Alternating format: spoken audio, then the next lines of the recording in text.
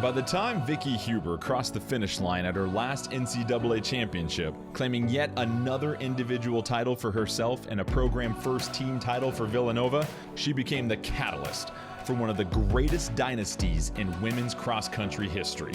Villanova went on to win a record 6 straight team titles, and Huber was the spark that ignited that flame.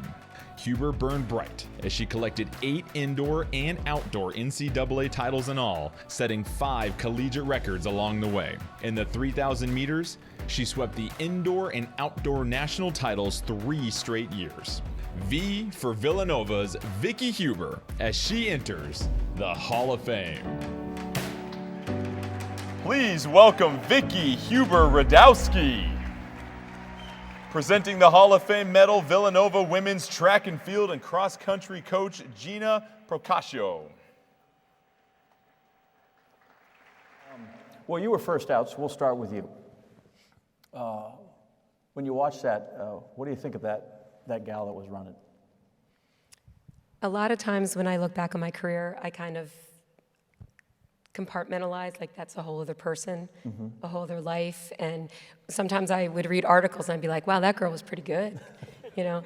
And I think that really helped me to keep everything real and to stay hopefully humble, and to just take every race as in itself and know that there was always a race after that.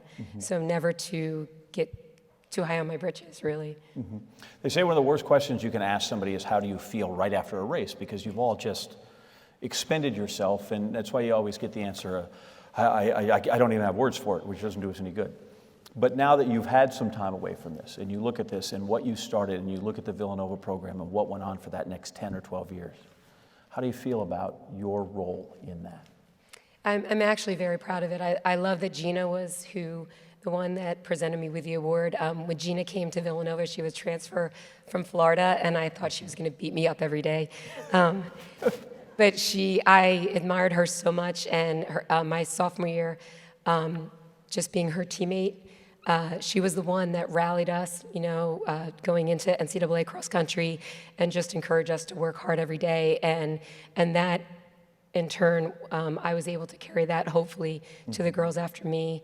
And I think that she started the tradition, and now she's coaching and has been there for 18 years. I don't know.